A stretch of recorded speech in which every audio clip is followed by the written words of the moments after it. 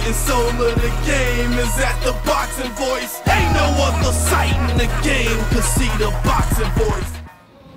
Here we are with Oscar Cantu out of Kingsville, 115-pound NABF, US NBC, WBC, and WBC Intercontinental Youth Champion. So you just had a big win last week over there in Fort Worth at the black tie event. First off, how do you feel about your performance out there? Well, it was tremendous. You know, we did 10 rounders, my second 10 rounder, so conditioning was great. I felt good. Came out victorious with unanimous decision, 190. So I guess that speaks for itself that conditioning was tremendous. And it's a unique perspective because it's a black tie event, and it's something that's close to the public, and a lot of people don't really see. So what's the dynamic of fighting in that versus fighting in a regular arena with you know, the regular crowd? Well, you know, you step into the arena for the black tie event, and you got people in suits. You got their wives in gowns. So it's a beautiful scene. You know, it looks very nice. But once I get in that ring, I don't see any of that. But I don't have any of my fans cheering for me. I don't have my wife out there, my mom out there cheering for me. So it's kind of real quiet when you're in there. So you can pretty much hear a pin drop or you hear your opponent breathing. So I guess the good thing about it is I can tell when my opponent's tired. I know when to put the pressure because I can hear him breathing. All right, and it's your second one, so we know that you guys kind of didn't have the year you wanted to last year coming into these fights. What would you say about that? Can you give us a little insight of maybe, like, you know, how things didn't really come through? Either was it the promoters, was it the matchups, or what was the holdup? Well, you know, I'm not too sure. You know, my manager was he's trying his best. My manager is my dad, so he has my best interest in his mind. You know, because I'm his son. But we were in the gym training hard. You know, last year we were pretty much in the gym all the time. You know, fights fell through, it happens, but we don't let that stop us. You know, this year started off a little slow, a little late, but it's already been a tremendous year. We got the NABF junior belt under our title now, so it's looking to be a great year. So hopefully, with this tremendous win, other things pop up for us, and that's gonna better my future. Well, now that you got those 3 titles on your side as leverage, is this gonna lead to bigger things in the near future? Well, definitely. My manager, my dad, got a phone call from our advisor saying that we're the talk of the NABF meeting. You know, that they're real big about me. They want me to defend this belt within 90 days, and then fight for another belt by the end of this year. Then by next year, 2016 will be our breakout year. You know, hopefully fight for a world championship or something like that. You know, I just gotta stay in the gym, just train hard. And you're kind of a hidden gem out here in Kingsville. You know, 2 hours southwest of San Antonio. Do you feel that kind of maybe hinders maybe the matchmaking abilities or the opportunities as far as getting your title shots or where you want to be?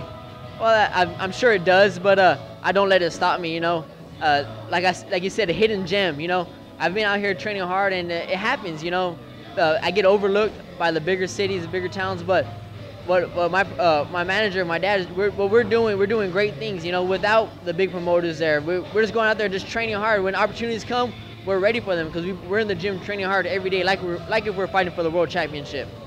And unfortunately, we can talk about it now. You had a cut leading into that fight, and you kind of keep that under wraps. But it opened up again, luckily in the last round. How frustrating was that, you going into that fight knowing that, you know, you're barely coming off a fresh cut? Well, you know, I guess it's the things. What I tell myself, it's the things what champions do. You know, I can't stop the show. This is a big opportunity for me that I was able to fight for the NABF junior belt. I couldn't stop it and say no. I'm cut. I'm gonna stay away from that. Maybe next time. No, everything was going tremendous. You know, we started our training camp sparring Adam Lopez, so I felt great for that. He came out with a tremendous win by knockout, and then during the middle of our training camp, when we accidentally get an accidental headbutt in training, and we get that cut. But we knew our conditioning was great. We knew our weight was coming off great. Everything was for us. The only bad thing was we had this fresh cut. So I did go into the fight cautious about that. That's why I pretty much stuck and moved, kept him on the outside, and try not to let him bully his way inside. Okay, now if it was up to you, what would you like next? Any names out there you want to call out, or any belts you want to go after? I mean, what do you want? Well, you know, I'm trying to climb that ladder, so you know what? I want to defend this belt within 90 days. I'm definitely going to defend this belt. After that, I want the NABF belt because that's going to put me top 7 in the world. And by that, 2016, you know, that'll be my breakout year. Hopefully fight for the WBC world title at 115 or 112, you know. My metabolism, everything's great. My youth is on my side.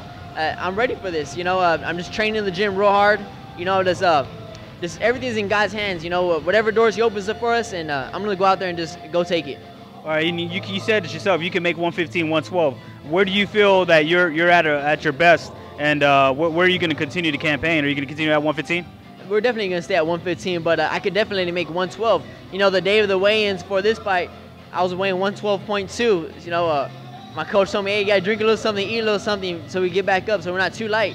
Because they said at that weight class, if we're 3 pounds difference, if we're over 3 pounds, the fight's off. So we had to gain a little weight just to make sure, in case he came in overweight, we didn't want the fight to be called off. All right, well, despite you being from a smaller town in Kingsville, you are definitely making a lot of noise and a name for yourself. So what are we going to expect out of you out of the next year closing out? You know, by the end of this year, I would definitely, and God willing, you know, I'll have the NABF belt, be ranked number 7 in the world, and be ready for my breakout year in 2016, and hopefully big things happen for us. All right, I appreciate the time. You and your father at Class Axe. Is there anything you want to get off your chest? Any last words before we let you go? I just want to say thank you for you coming out here and giving an interview with me, and I want to say thanks for bringing Adam out here. You know, he's tremendous. You know, we're both putting South Texas on the map. You know, from San Antonio, I'm from Kingsville, but we're like brothers. You know, in the sport, it's hard to get competitors that were once amateurs to come together and become teammates, and that's what me and Adam are doing. We're definitely helping each other out. We're both doing great things, you know, and we're ready for by the end of this year, 2016. This should be a breakout year for both of us. And so I want to thank you. Thanks to all my fans. All right, young guns, man. Again, appreciate the time. Definitely keep up with your progress and your you know, especially your gym. Beautiful gym. And you have a good day. And we'll definitely keep in track with your career.